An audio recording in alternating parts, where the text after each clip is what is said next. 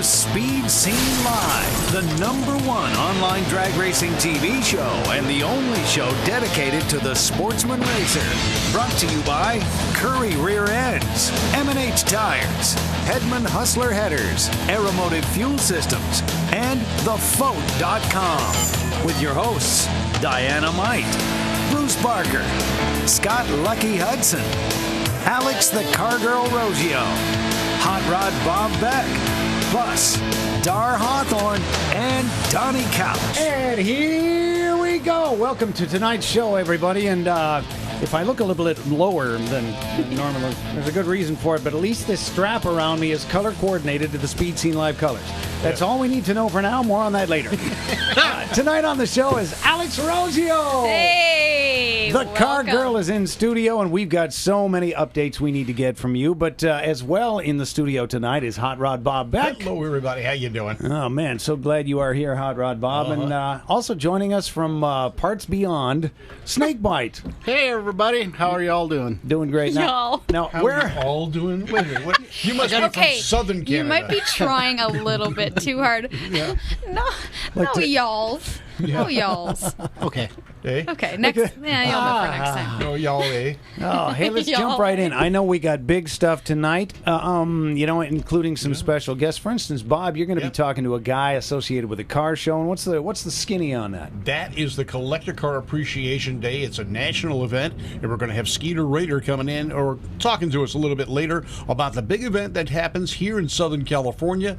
Last year, over 1,000 cars showed up, and it's going to be even bigger and better this year. You know, it's funny with those big car shows. It's one of those things that I wonder about. You know, when you get yourself into a big car show, you go, there's too many cars. Nobody's going to appreciate what I'm doing. Yeah, But, there were probably, you figure for every car, there was at least 2 people that came with the car, some 3 and 4 when they brought their kids, and then all the spectators that came in, and it was just jam-packed because it was free to the car entries, and it was free to the spectators. So this was one heck of a car show. Dang. Nice.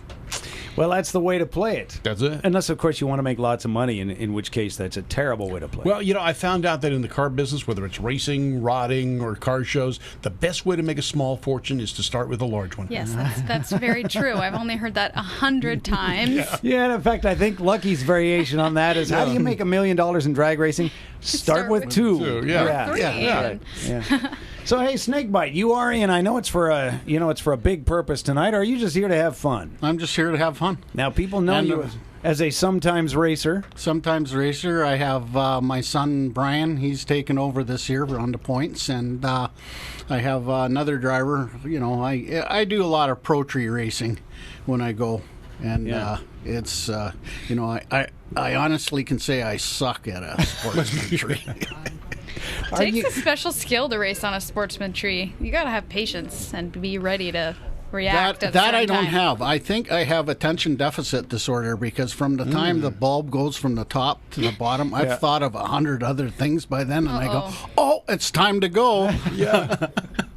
That's no good. Some of us were doing something pretty exciting over the weekend, right, Bruce? What? I don't know. I want to know what is that little like makeshift sling in your... You know, there's a real sling near here somewhere, and I found that the real medical sling that I was handed at the hospital, I know I'm getting course before hotting, or is it course before... Anyway. Yeah. Is less comfortable than this. This is a lanyard for a name tag. I cannot believe you're wearing a lanyard. That's actually probably a pretty good idea. Well, the trouble with the sling is that it's in the way. Well, and it also makes you so that it goes around your neck, sort of like this does, but it goes around the back. And so if your arm starts slipping this way, it's like, ow, that hurts, and you keep having to adjust it. Whereas this one is just like in one place all the time. Yeah. Okay, shall we get into the reason it's there? Yes, please. Yeah. We all I heard you were on a minds great want to big know. monstrous Harley Davidson, and it was too much power. That's right. You are so right. It was too much power, although it wasn't quite big or monstrous. Well, it was as big as the starter motor on a Harley. Yeah. God, he's so right. So right. Oh, man. Okay, motorcycle training course. And by the way, you guys at the Motorcycle Training Academy, you are the kings. Because it wasn't your fault. It was nobody's fault but mine. But yeah, I was in a low speed corner on the training course, and I just, it was one of those low side crashes. The bike slipped out from under me. It went one way and I went another, and where I went was like right to the ground on this shoulder. So we're running Speed Scene Live tonight with a broken collarbone. So sticking with four wheels now, are we? Yeah, for the moment. It's funny. Every car I own is, this makes me sound so rich and exclusive. Cool. Every car I own is almost 60 years old, and nothing has power steering. Oh, good. Yeah, so I just had to move one a couple of days ago, and old cars have huge steering wheels, so it shouldn't be a problem. Sure. But I was just like going, man, this is really tough with one arm. Well, yeah. More than I thought it would be. Knobs. That's crazy. Yeah. That's what you need. You're right. Although, it was more just having the force to turn it. I can grab it fine, but there was nothing to work against. Well, you see, that it's passive exercise. Well, I guess you're right. That's why I've driven cars without power steering, other than my daily driver now for decades, and it's a great workout when you're trying to park or. Didn't you have an incident with the Lincoln too? Yeah, I did. Yeah. In fact, it was almost exactly 2 years ago. You saw me limping around on this very show on crutches because that was a car fire.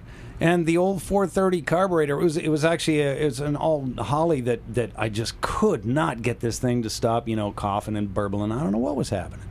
But it caught fire, so I tore an Achilles tendon. So I seem to have this once every 2 years on Speed Scene Live. Let's have a car or a motor-driven incident. Bruce is our accident looking for a place to happen. Apparently so, and I don't want to do this again. So tell you what. In the summer of 2017... Yes, we're taking a vacation. We're taking a vacation. No, it's just you guys can do the show, just not me. Just not you. Right, because that's possible. Well, Let's think about that for a minute. No more barbecues and no more two-wheeled items, Bruce. Yeah, all right. A lot of barbecues have wheels on them. Yeah, well, yours did too. It was a Lincoln. Yeah, right. I got a silly story about a barbecue. Me and my son put a barbecue together once, and my son says, well, here's the instruction manual. I said, son, throw her away, right? We're men. We can put this thing together. We got it together, had no extra parts. My love of my life, Joyce, walks out, and she says, you put the wheels on the wrong end. Awesome. Well, at least when you fired very it up, happy for her. At least when you fired it up, it didn't act like a jet plane and start moving. Yeah. There you go. Yeah. And we put the burners on the side instead of on the side.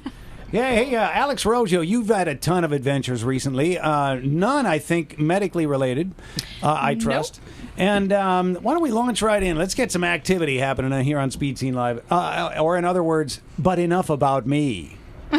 Okay, well, are you speaking of the Packbreak video? I would be, what do yes. we do? Okay, so last time that I was on the show, we showed you part 1 of the Packbreak load leash video install on the Dodge Ram that we have, our 3500 Cummins, and it's basically it's a type of engine brake, and we did a quite a scientific test, if you will, of using the load leash in addition to the factory exhaust brake, and then no braking aids at all, just the service brakes on both the truck and the trailer. And we're going to show you temperatures and all the things that happen going down the Baker grade. Grapevine. Yes, the grapevine. Let's take a look on Speed Scene Live. I'm Alex Roggio, and I am in Fraser Park in California, standing at the top of the Grapevine on Interstate 5, and I'm standing with editor-publisher of Mopar Max magazine, Richard Kratz. Tell us what we're doing today, Richard. Well, Alex, we're standing in front of Mopar Max magazine's project truck, Hard Workin' Hauler. This is a 2014 Ram Cummins truck, dually 1-ton 3500. We just had installed Packbreak's Load Leash P67, which is a true engine brake. Now, this Ram, like many of the late model Rams, comes with an exhaust brake built into from the factory, which is basically the potato up the tailpipe. It uses the variable geometry of the exhaust turbine to close down and block the exhaust path so that you get increased engine braking on a downhill. However, the Packbreak system is a true engine brake, a Jake brake as it's sometimes called. Solenoids were installed on the top of the cylinder head, which will hold the exhaust valve open for the entire 4 cycles of the combustion stroke. Basically, this should, in theory, double the engine braking, or very close to doubling it, since the valves are open on both the compression and the exhaust stroke. Now, this truck, we just weighed it in Castaic on the scales. It's 26,700 pounds, truck and trailer. In the trailer is your race car, as a matter of fact, the Mullen Magnum. What we're going to do is we're going to head down the Grapevine descent here from Fraser Park down to Grapevine in the San Joaquin Valley. It's one of the steeper descents in the country. We're going to do it 3 times. We're going to do it once with the Packbreak system fully engaged. We're going to start at 55 miles an hour, and every time the truck accelerates to 65 miles per hour, apply the brakes and slow it back down. We're going to count how many times we have to do this, and at the bottom of the hill, we're going to jump out and shoot the front rotors and find out what temperature they are with our laser probe here. Then we're going to do it a second time. We're going to climb back up and do it with just the factory exhaust brake engaged. And then finally, we're going to do it a third time. A lot of the older Cummins trucks don't have any kind of engine brake, and we're going to see what happens if you didn't have any engine brake whatsoever. All right, let's get started. I think this is the same place as before.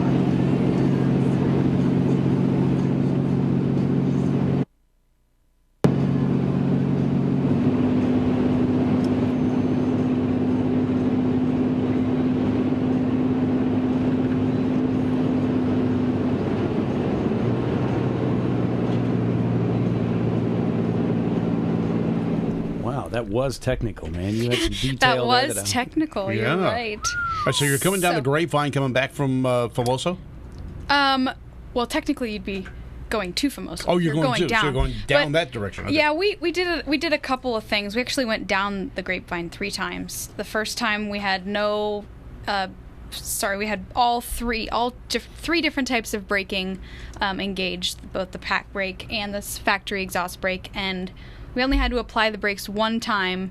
What we did is when the vehicle accelerated to 65, I believe, we slowed down to 55 with the brakes. Now, we only needed to use it 1 time with all of the braking aids engaged. With no load leash, we had 3 brake applications, and with nothing turned on, 11 brake applications. Holy moly. And when we got to the bottom of the hill, I took a temperature of the rotor, and it was, I think it said 647 degrees. It was smoking. Wow. And So, go ahead, what? and what does your whole unit weigh? Oh, Truck, gosh. trailer, and Like 27,000 pounds. Oh, Don't tell you're heavy. CHP. You just did. I mean, 9,998. Exactly. Yeah. Okay, well, whatever. Point is, any braking aid, whether it's Packbreak or this factory, an exhaust brake, is better than nothing. This is a safety issue. When you got that much weight behind you, pushing you down the hill, you want something else helping you stop. That's just it. Your trailer, your rig weighs more than the truck you're pulling it with. Oh, absolutely. So you need all the assistance you can get on keeping it stable. Yeah. That's right. Yeah, in fact, that's one of the big things. As anybody knows, if you walk up and try to, rent a trailer from one of the places that do that sort of thing, they'll say, all right, is your towing rig heavier than what you're hauling in this trailer? Because if not, we're probably not going to rent it to you. Yeah, So, that's it, yeah. Yeah, and for good reason, obviously. Yeah. Yeah. Absolutely. Now, I think you have some cool footage of the Magnum. Yeah. From Are you talking about guess, some footage that's got some smoke associated with it? Yeah, well, we'll just. I think that's probably the best transition right now. breaking in a let's new just set of check tires this out. for a week? Okay, check this out. The vehicle was around Rodeo. That's the car door, by the way. Watch this Magnum wagon space. Montana with us. Yeah, this was actually at the Fig Speed West Coast Classic race a couple of weeks ago, and we got a brand new set of Mickey Thompson Dang, look Pro at bracket radials, and I decided to heat them up a little bit to clean off the A little bit. outside layer there. Oh, you picked the front wheels up on that Yeah, one. so it's funny because Holy cow. you usually basically throw away the lap that you do a big burnout on because the tires are so smoking hot that they often spin or are just so slick that they don't hook. Yeah. But those tires, you can do almost anything to them and they hook. So now, is there a different compound available that you guys chose this time? It's the same tire we've been running all season. It's called the Pro Bracket Radial. It's a tire specifically designed for a bracket racer. It has qualities of it doesn't give you the same wheel speed, but it recovers like a bias ply does. So but you also get the speed of a radial. So I know a lot of stock eliminator racers switch when they have a heads-up race to radial versus a slick tire, just because it's a faster tire for the most part. And I think we had a 132 60 foot on this pass. 4,000-pound car to 132 60. Look at the pounds. wheels in the air. That is just so cool. Yeah. On an all-steel Dodge Magnum. I mean, we're not talking about carbon fiber or fiberglass pieces. No. This is there's glass.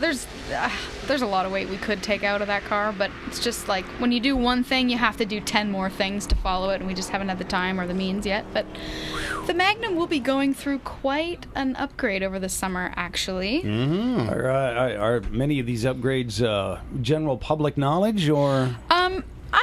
Not too much, but okay. All right. We haven't quite nailed down everything that we're doing yet. We don't know exactly what brands we're going to go with, but it looks like the car is going to be getting a brand new transmission, controller, data logger. So we're really excited because we've had limitations with the setup that we've been running, just simply because it's a stock transmission, and there's only so many converters you can run with that style transmission, and it's been limiting. Yep. So now we're hopefully going to have more freedom. Hey, you know what? What? We got a celebrity on the line. Not do. just some pretty-faced actor guy. A guy who, as you will know when we say the name, is so deeply involved in drag racing that nary a... I'm trying to think of some, Queen Victoria phrase. Nary a person shall escape his grasp. Ah, yes. Something like that.